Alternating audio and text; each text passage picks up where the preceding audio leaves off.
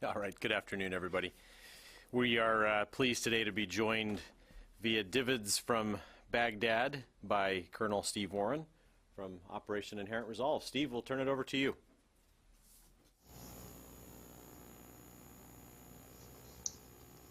Good afternoon, Pentagon Press Corps. I'll start with some prepared remarks.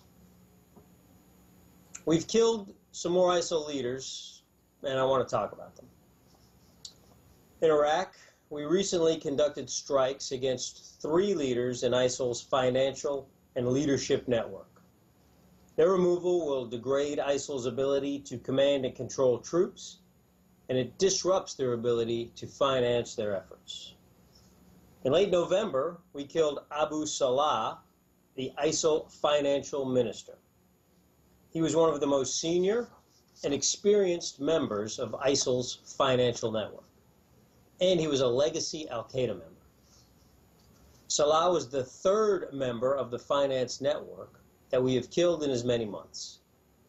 Killing him and his predecessors exhausts the knowledge and talent needed to coordinate funding within the organization. Also in late November, we killed Abu Miriam, an ISIL enforcer and senior leader of their extortion network. Miriam is the 3rd senior extortionist we have killed recently. This is impairing ISIL's ability to extort money from the civilian population. During another strike in the same time frame, we killed Abu Rahman al-Tunisi. Rahman functioned as a sort of ISIL executive officer, coordinating the transfer of information, people, and weapons. These strikes are an example of how we're able to decimate networks. Next, I'll update you on the tactical actions and the tactical situation in Iraq and Syria. So please, I'll direct you all to the Ramadi-Taqadum map. I've got 3 maps to show you. We'll work through them rapidly. And Divots, if you could pull the map up so I can see it on the screen here. There it is. So this is a map that shows the operational area between Ramadi, which is in the upper left-hand corner of your map, and Taqadum, which is in the very lower right-hand corner of your map. In fact, you can only see the first few words in the lower right-hand corner. So I wanted you to see the full operating area. You can see Ramadi in the left there, is outlined there on the map. You see kind of in the center of the map a blue line running from the upper right to the lower left. That blue line marks the forward line of troops of the eastern axis. So as you know, we've been attacking Ramadi from all directions of the compass, north, south, east, and west. The eastern axis sits right there along that blue line. And that is primarily, along the eastern axis, it's primarily federal police operating on that axis. So the next map I'd like to show you, go ahead and pull up the next map, is a zoomed-in picture of Ramadi. I'll wait for that map to come up. There it is. Okay, so this is Ramadi proper. What's notable there, obviously up is north, down is south, east. Steve, can you hear me? And yeah, I've got you loud and clear. Can you hear me? I'm sorry, Steve. We had a technical problem here with the monitor that I caused. So if we could ask you to just actually start from the beginning with the maps as soon as we get it back up. Yeah, you're the same problem I had. I'm sorry. I was trying to turn the monitor so Tara could see it, and I unplugged it, and so yeah, no, it was all my fault. We're trying to figure out how to get it back. So if you wouldn't mind, just hold for a second. Yeah, right. No clue where the switch is. Right? Yeah, let's see it.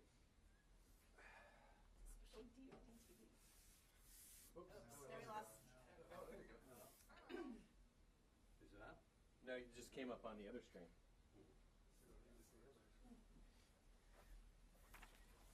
Shall we go with that?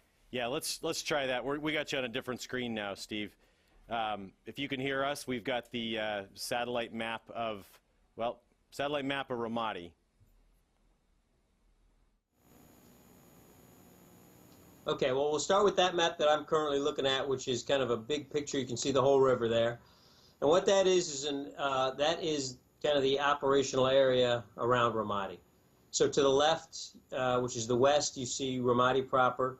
To the right, in the lower right-hand corner, is Taqadum, which you can't even see the whole of Taqadum. You can see the first couple letters there on the screen. It's in the lower right-hand corner of your map, Taqadum. And just off the screen to the right is where Fallujah is. And of course, you get the lake to the bottom there, and the rest of Anbar province up towards the top of the map. And the only notable mark I made on this map is that blue line that runs from upper right to lower left, about dead center of your screen and a third of the way from the right-hand edge of the map. That blue line marks the forward line of troops of the eastern axis. The eastern axis is primarily made up of federal police, by the way. And as you know, as we've briefed, we are encircling, or we're attacking Ramadi from all four sides, right? From the north, the south, the east, and the west. And it's the police that are moving along that eastern axis, and that is where the police are. Now, for a closer look at Ramadi, let's go to the next map.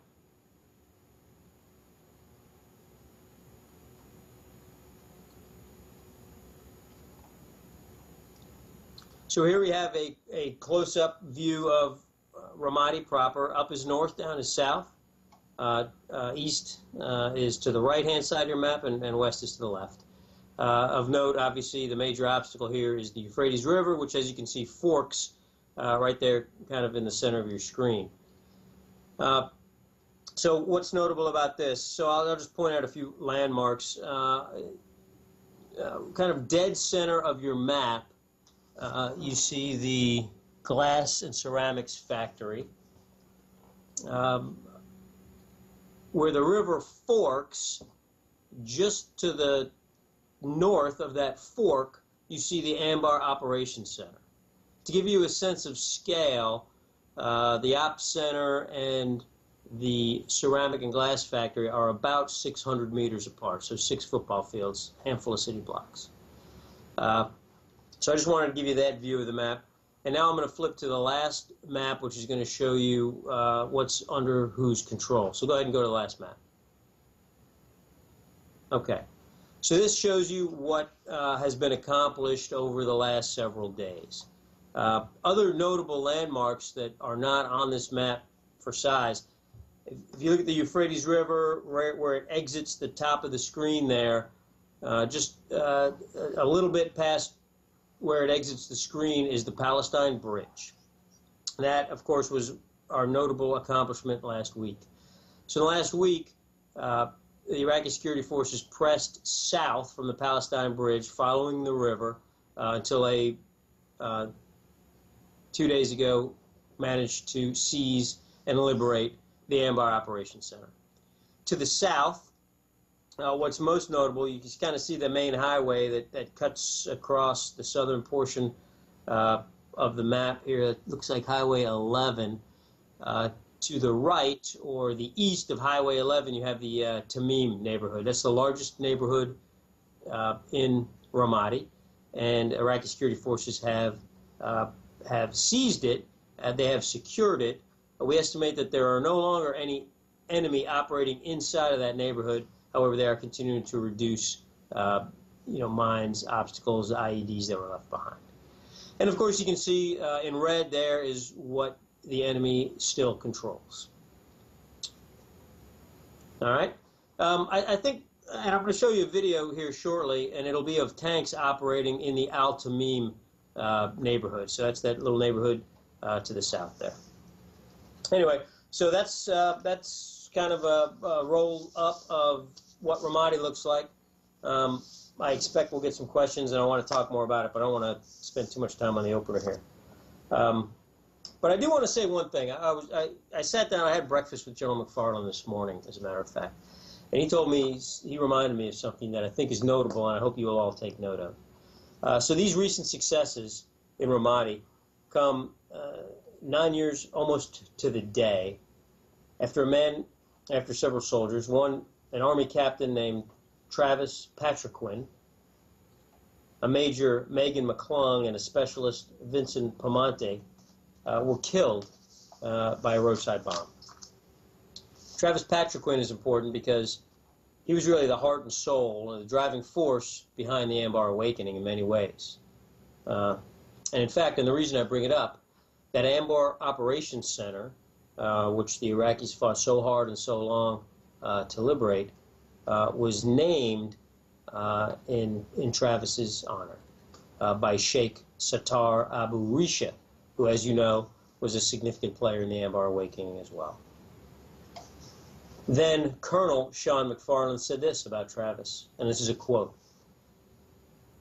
"He grew to mythical stature among the tribes. After he was killed, and I talked to sheikhs, their eyes would all brim with tears whenever you mentioned his name."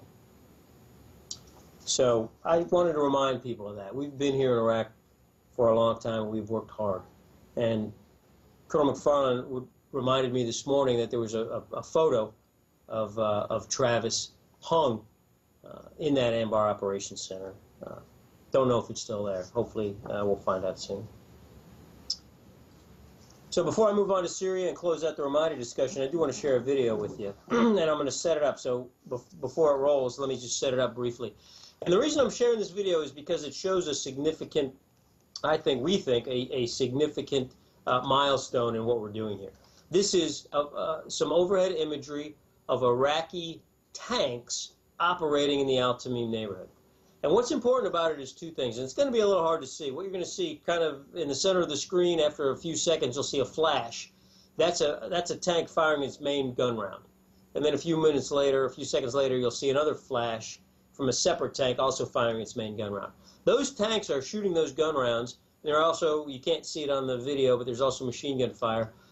They are operating there to protect some armored bulldozers provided by the coalition to the Iraqi security forces. Those armored bulldozers, and you can see it just kind of to the north, just up above of where that tank is firing, you can see the armored bulldozer is building a berm. It's pushing earth up and sealing off a piece of road with a high berm. The reason that that armored bulldozer is doing that is because it prevents enemy VBIDs, truck bombs, from attacking into the flanks of the Iraqi security forces. Now, this is significant because this is really true combined arms operations. The army that we trained back in the 2000s was really a counterinsurgency army. Counterinsurgency armies have specific tasks that they do. It's about checkpoints. It's about providing security for convoys. It's about reducing the ability of an insurgency to impact friendly forces. What we're fighting now is a more conventional army, or is an enemy that's operating as a conventional army, and they're using much more conventional tactics. And so we've spent the last several months training and equipping the Iraqi army to fight this conventional threat, this conventional enemy. And so we're heartened to see Iraqi security forces conducting these combined arms operations. So, Divids, if you'll play that video, please.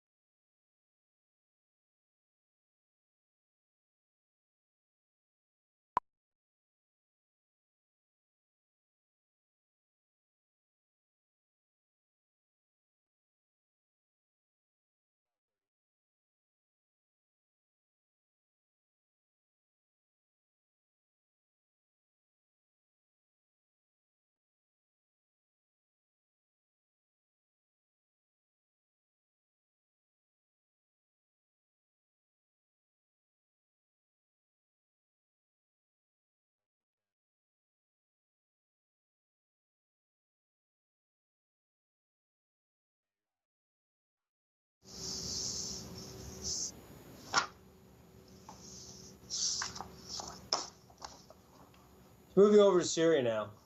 In northern Syria, the Syrian Democratic Forces continued liberating territory held by ISIL. On Monday, the SDF liberated the villages of Al-Khan and Sui. which are south of Al-Hol, and give the SDF a stronger foothold as they move toward Shadadi. During this 5-week campaign of the SDF, they have liberated nearly 1,000 square kilometers and have coordinated with coalition forces for 142 strikes, which have killed, we estimate, approximately 500 enemy and destroyed 143 ISIL fighting positions, 43 vehicles, and 1 checkpoint. Across Iraq and Syria, we believe that we're continuing to achieve some good effects. General Austin, the CENTCOM commander, makes frequent visits to Iraq, and he was here this week. And I want to share with you some comments that he made. And these are direct quotes, and you can use them as such. This is a quote directly from General Austin. He says, quote, "It's worth noting that everywhere we are supporting and enabling operations across Iraq and Syria, the indigenous forces are on the offensive or holding ground that's been retaken from the enemy. We are gaining momentum against ISIL, and I remain confident in our approach and confident that, while it will take time, we will defeat them." End quote. So that's a quote from General Austin. I also think it's worth pointing out how this progress in Iraq and Syria relates to ISIL's expansion in other areas, such as North Africa, Libya, and the Sinai. We know that ISIL will follow the path of least resistance. And as we continue to degrade their capability here in their stronghold of Iraq and Syria, we have to expect and plan for them to try to attempt to gain footholds elsewhere. So with that, I have no more prepared comments, and I look forward to taking your questions. We'll go to Bob first. Colonel Warren, in connection with Ramadi, given the proximity to Fallujah, I'm just wondering if you could give us a snapshot of what's happening in Fallujah.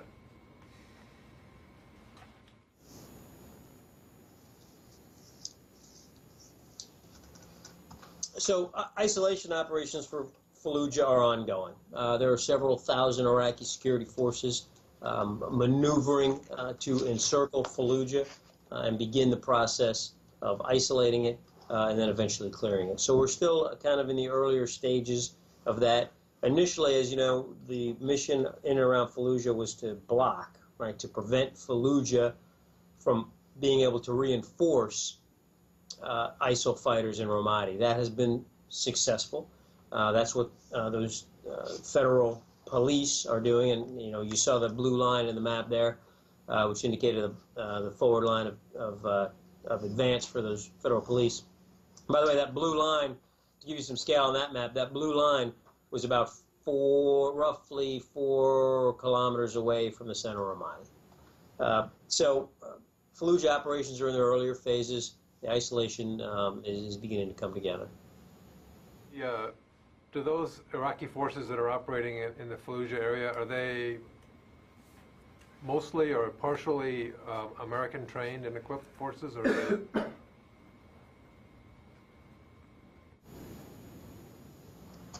Most, they're not. There are some American trained forces in that Fallujah piece, but a majority of the forces that we've trained and equipped are operating in and around Ramadi. Joe Tabbitt.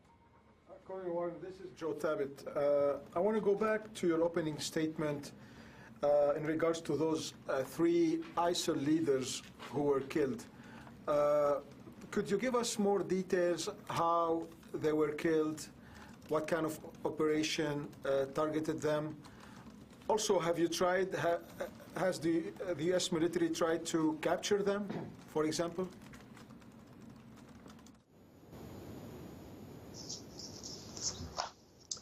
In this case, all 3 were killed by airstrikes.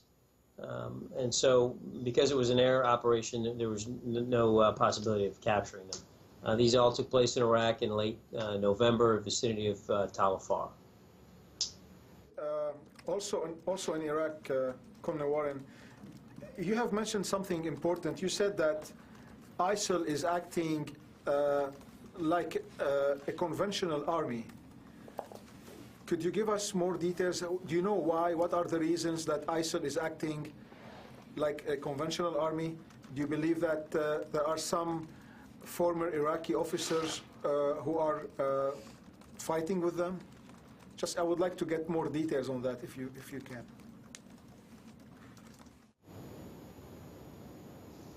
Well, we know there are former Iraqi officers who are fighting with them. To answer that part of your question, the reason they're operating more like a conventional army is because they have more conventional goals, right? I mean, their stated goal is to create a state, to create a caliphate, if you will. That's the word they use, which is a very conventional goal, right? They have to take and hold ground, and then they have to govern the people inside of that ground. That can't be done with an insurgency, right? An insurgency has different goals. It's normally to eject someone out of territory. But in this case, their goal is to seize and to hold ground, and to do that requires conventional tactics.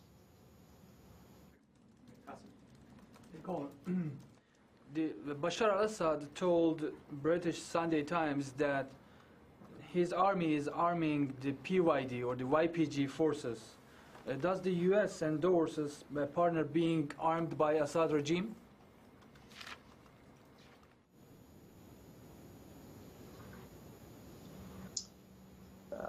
I'm not aware of that statement, so I can't speak to it.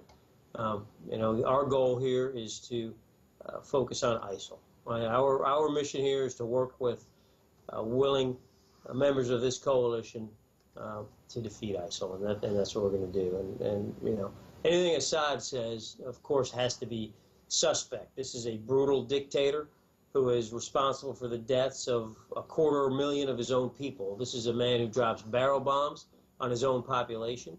This is a dictator who has unleashed chemical weapon strikes on his own people. So this is not someone who can be believed in any circumstance. And one more on Sinjar.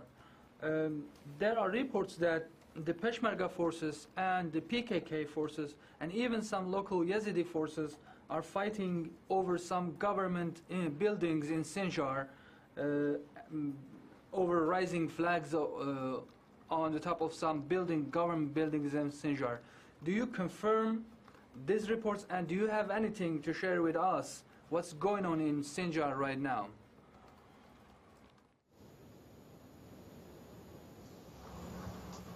I cannot confirm those reports. In Sinjar, the Peshmerga forces who liberated that city from ISIL several weeks ago have continued to work on clearing the remaining booby traps, IEDs, and obstacles that ISIL left behind. So that process is ongoing, and we hope that soon more of the population, more of the original population of Sinjar, will be able to come home. And that, of course, is the members of Sinjar who weren't murdered and thrown into mass graves, some of which were actually booby-trapped by these barbarians called ISIL. Hi, Colonel Warren. Go back to the blue line being about 4 kilometers from the city where the federal police are. What's the reason that they're farther away from the city centers? Was it buried IEDs, or what, I guess, is the delay in getting those forces closer into the city center? And then I have a couple more.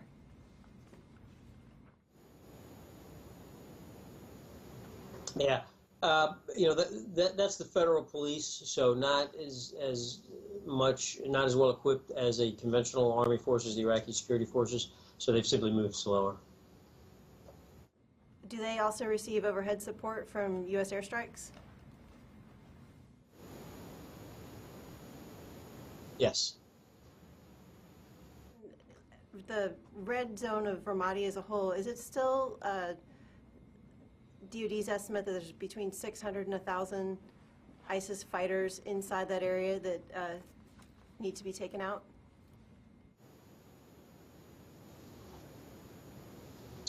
Well, we killed about 350 of them over the course of the last week, with, you know, using, technically our count is 4 airstrikes, but in reality, each one of those airstrikes has several, you know, targeted engagements in it. So a high number, a high volume of coalition air power applying death and destruction to enemy fighters in Ramadi. So we haven't, I don't have a revised number now. I mean, we're still sort of operating off that 6 to 1,000, but I'll tell you, we've killed quite a few of them. The Iraqi security forces have killed quite a few of them. And that brings me to another good point. What's notable, I think, compared to the 350 that we alone have killed from the air, the Iraqi security forces over the course of the last week have sustained only one friendly killed in action, a single one. And I think that's a testament to the training that they've received. It's a testament to the air power, the close air support that we've been able to provide. And it's a testament to the quality of the equipment that we've provided them. So I think that's notable, the comparative losses in this. Question, with that amount of ISIS fighters removed from Ramadi, I guess there's maybe half of them are still holding the city. How is that few of a number able to hold a city as large as Ramadi?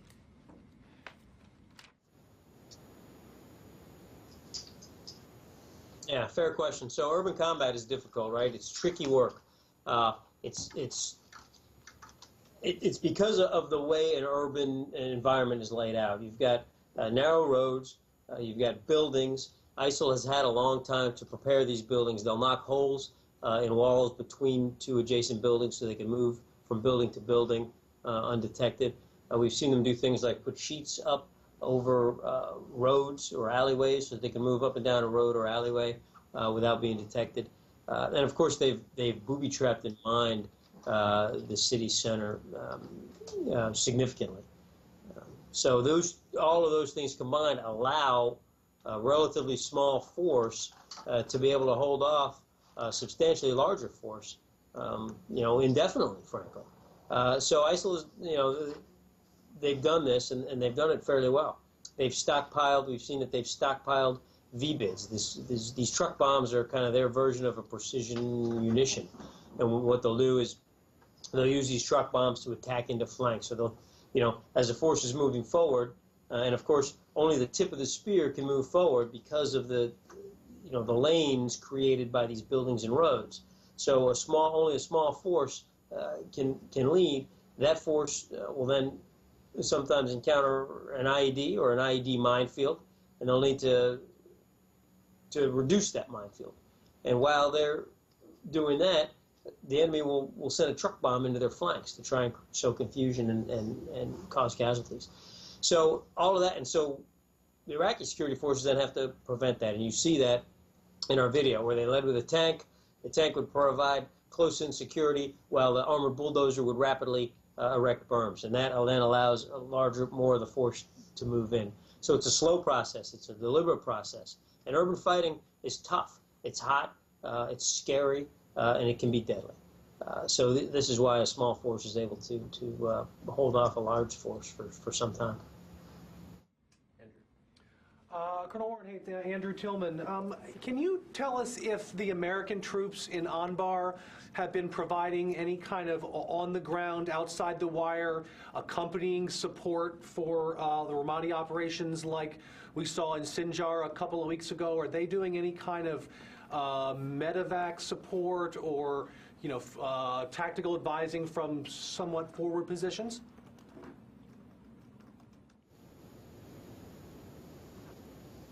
No, they're not. The American forces are at Taqadum Air Base. Say why that is? I mean, is that a distinction to be drawn between the Kurdish forces and the Iraqi forces? Is there a reason why our support is a little bit more forward-leaning for the Kurdish forces up north?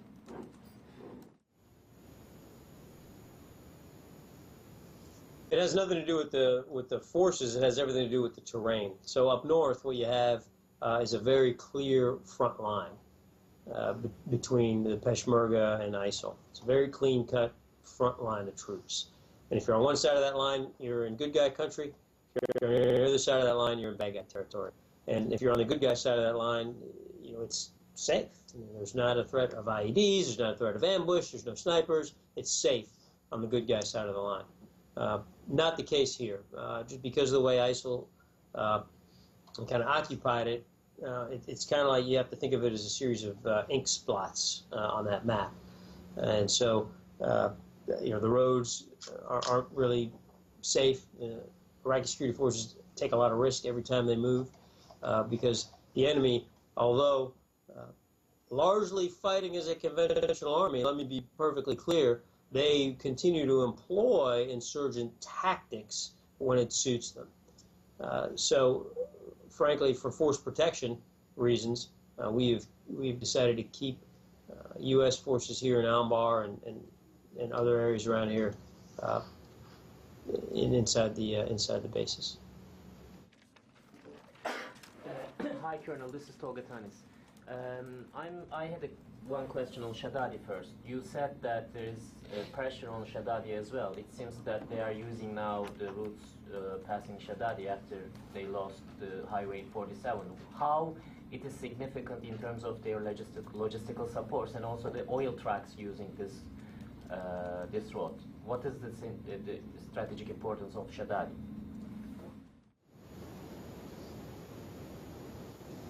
Well, Shaddadi is really one of ISIL's logistics hubs, right? So they use that as an area to stage weapons, equipment, personnel, and distribute those items throughout the rest of their battlefield. So it's an important hub for that reason.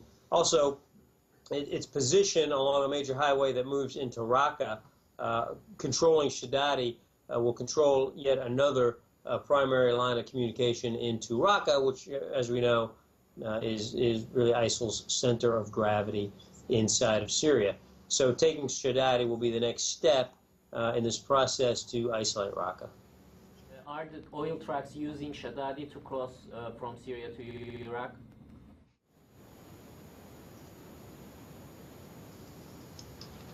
I don't think so. I don't know. That border still needs to have some work done on it. The Iraq-Syria border. We're continuing to work with the Iraqis. This will help. Seizing Shaddadi will certainly help stitch up the border there between Iraq and Syria. It won't be the final brick in the wall, but it will help. After the November 24th incident, the Russian jet incident, the Turkish officials confirmed that the Turkey is not involved anymore with the strikes in Syria. The Turkish jets are not flying on Syria. But still the CENTCOM reporting that there are some airstrikes in Mare Line as well, where the Turks was focusing on before the incident. What was the impact of this incident to the coalition efforts against ISIL?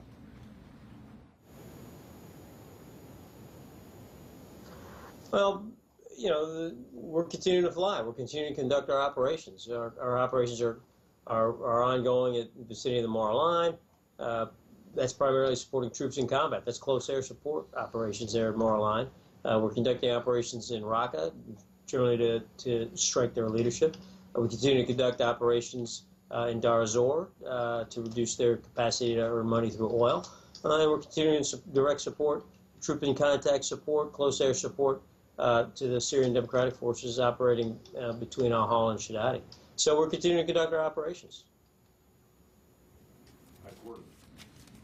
Hey, Colonel Lawrence Gordon. Leupold.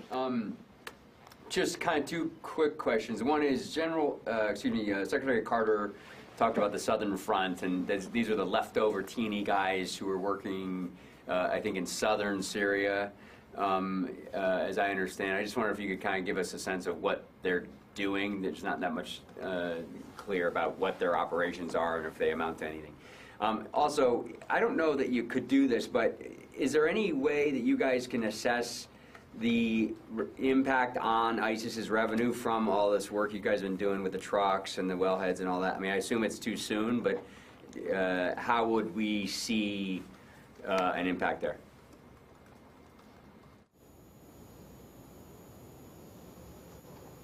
Well, in southern Syria, along the Syria-Jordan border, I read out several weeks ago a raid conducted by these new Syrian forces, or the forces that we had trained. It was right there on the tri-border area. I can't recall the name of the town, but it was on that tri-border area, right where Iraq, Syria, and Jordan come together. And there's a little town there that had, it was an ISIL outpost. And the the forces that we had trained, these Free Syrian Army or New Syrian Army forces, conducted a raid there several weeks ago.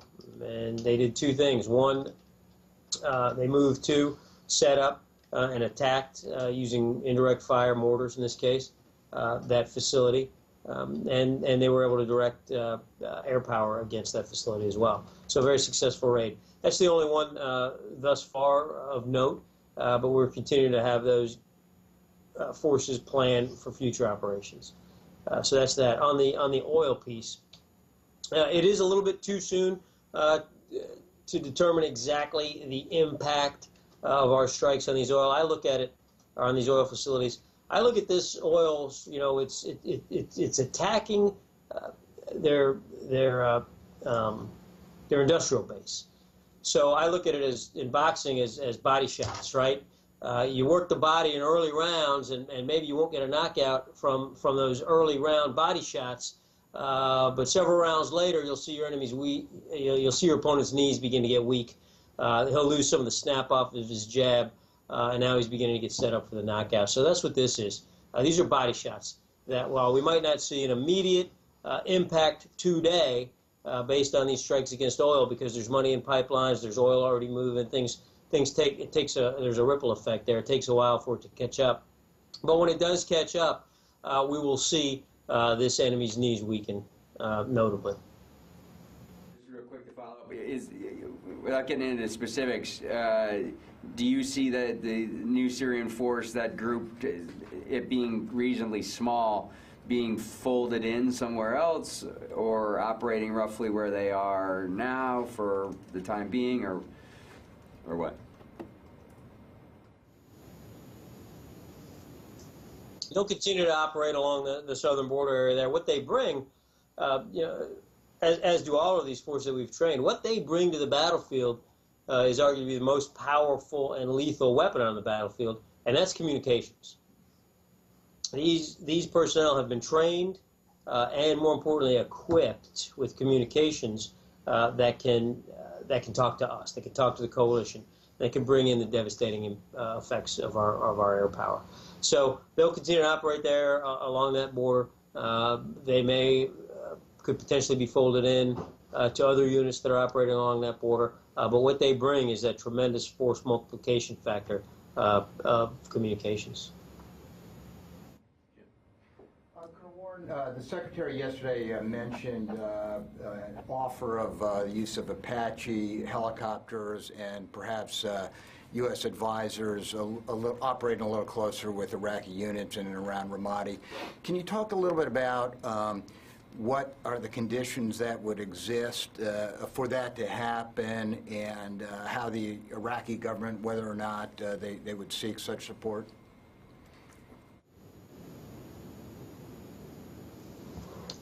Well, so the Secretary did announce these initiatives, and what's important is that it's got to be at the request of the Iraqi government, right? And I know the Secretary of Defense spoke a little bit about this just a few hours ago.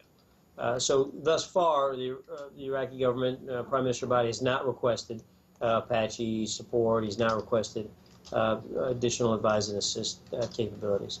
So it would be a case-by-case basis, right? If there is a specific mission or operation that would directly benefit from the presence of attack aviation, rotary wing attack aviation, then this is something that the Iraqis and we will discuss. So there, it's hard to kind of come up with a hypothetical kind of scenario. It's going to be case-by-case basis, and as opportunities arise, we're in daily discussions with our Iraqi partners, and if it appears that the situation is such that attack aviation, rotary wing attack aviation, helicopters, Apaches, would have a significant impact, then that's a discussion we'll have.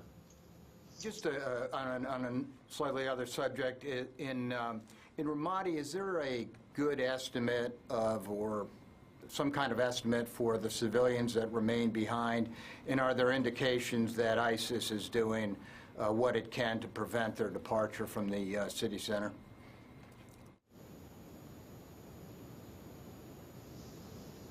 Right. We don't have a good estimate of the size of the civilian population in Ramadi. It's a difficult number to come by. You know, we've worked on it and tried, but it is a hard number to come up against or to get resolution on. We have seen indications that ISIL is either actively preventing civilians from departing, or worse, waiting for the civilians to begin departing and then firing on them. Just 2 weeks ago, a little 9-year-old boy was shot in the stomach as he and his family were trying to flee. Fortunately, the Iraqi security forces were able to save his life. But yeah, the Iraqis have, or excuse me, the ISIL has made it clear to us through their actions that they intend to continue to hide behind the civilian population in an effort to try and, you know, reduce the effectiveness of our air power. Hi, Colonel Warren. Bill Stewart here. Could you bring us up to date after the Turks shot down the Russian fighter jet? Russian President Putin said that he kind of questioned the utility in sharing information with the coalition. And I know there have been, you know, all these calls, deconfliction calls with the coalition. Can you bring us up to date about, you know, what is the kind of information that the Russians are sharing? How often are they sharing it with the coalition? And has that become a two-way street at this point? I mean, is there any information about coalition operations that is exchanged with them to perhaps deconflict, to say, don't, you know, if you're up, be advised that we're operating in the same space, or is there any kind of information about coalition operations that's being provided? Thank you.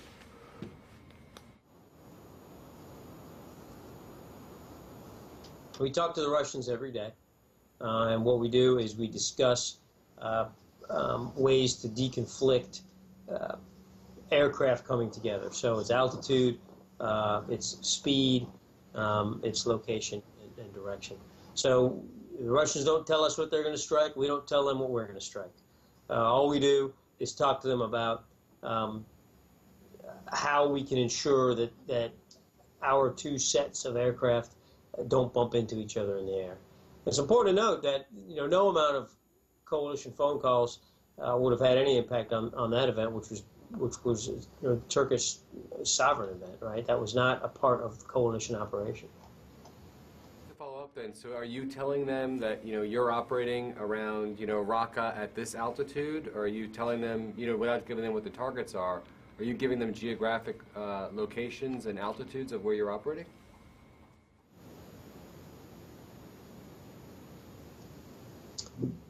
I'm not going to get into that level of detail. Part of the memorandum of agreement prevents us from going into that level of detail. But what I'll tell you is that we exchange enough information to ensure that our planes don't bump into each other. Gentleman in the mustache. I'm sorry, your name escapes me. Colonel, this is Carl Osgood with Executive Intelligence Review. You said at the end of your opening statement that as you put more pressure on ISIS in Iraq and Syria, we should expect to see them try to establish themselves in other locations, which of course they are doing, as I think most people know. Does this mean we should expect more terrorist attacks outside of the region?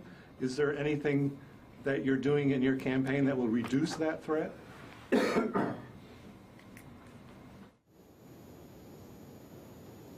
Yeah, we're killing terrorists. We're killing them every single day by the hundreds. So that's reducing the threat. You know, I'm gonna talk about what we're doing here, and it's taking down leadership networks. It's taking away the ability to fund terror operations, and it's killing terrorists. So that's the business that we're in here. Business has been very good, and we're going to continue to. We are going to continue to execute this mission. Colonel Warren, it's Paul Shinkman. Just to follow up on Jim's question, do you have any more granularity on what kind of role ground troops could play in retaking Ramadi? Is it calling in airstrikes? Is it actually serving in any sort of combat role? Or, and then also whether there are any preparations in place now in the case that the Iraqi government actually asks for U.S. support?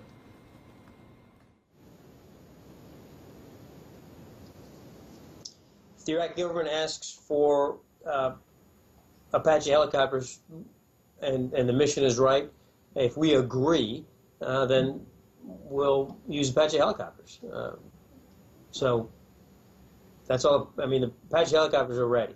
So all we have to do is find an operation or a mission that they will be able to impact, and then agree with the Iraqis that it's the right time to use them. But that agreement hasn't come yet, right? So we have not yet agreed to use Apache helicopters in Iraq. What we have done is told the Iraqi government that if they would like us to, we're willing to. So. Yesterday that he would be open to Apache helicopters and ground troops. I think he said ground advisors. And I'm trying to get some more detail on that second point there, what that force could look like.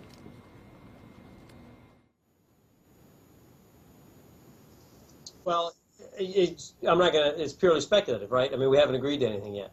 So it could look like anything. But right now, it doesn't look like anything because it doesn't exist yet. And then just to follow up on the video, can you say what the Iraqi tanks were actually firing at? Were there vehicles that were approaching or fighting positions, or any more detail on that? Yeah, there was. We couldn't see from that piece of video, but based on our discussions and reporting, there was enemy activity down both of those roads. Don't know exactly what the battle damage assessment was from those tank shots, but the important thing is that they were providing protection to the armored bulldozers that were erecting berms that would then protect the tanks. So this is a great example of this combined arms operation. Tanks providing security for bulldozers, while bulldozers erect berms, which in turn provide security for the tanks. So that's combined arms operations. Last call here. Just follow up to Paul's question, Colonel. You saying that there is no request by the Prime Minister Abadi about the Apaches and other U.S. elements to help the Ramadi operation. But Secretary just yesterday and also today said that the Ramadi operation is disappointingly slow. So while it's disappointingly slow, why is that the case that the Iraqi government does not ask or request for U.S. help out over there?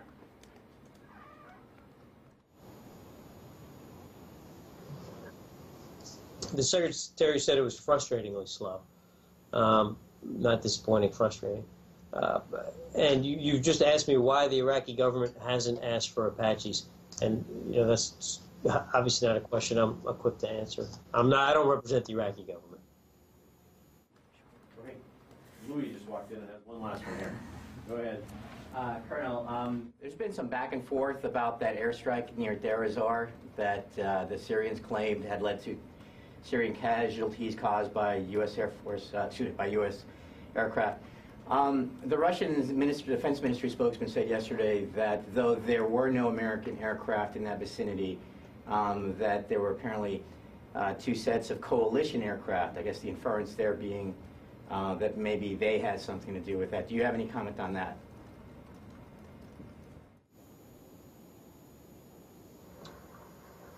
Yeah, there were no coalition aircraft in that area when when those soldiers were killed. And how do we know this? Several ways. Number one, from when the initial reporting came out that Syrian soldiers were killed, there were no coalition aircraft anywhere near that area.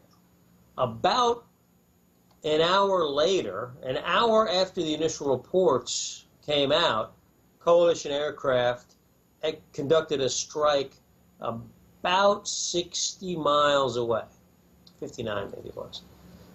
So, those are the facts, plain and simple. This coalition had nothing to do with those Syrian personnel being killed, period. Clarifying that, so there were no any kind of coalition aircraft even in that vicinity at all, even before or after this strike, correct?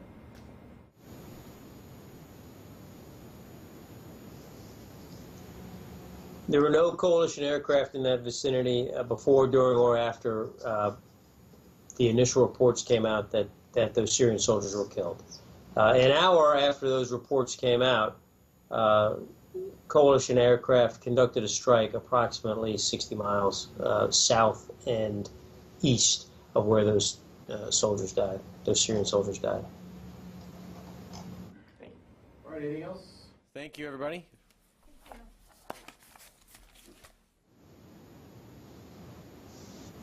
Okay, thanks, guys. We'll see you next week.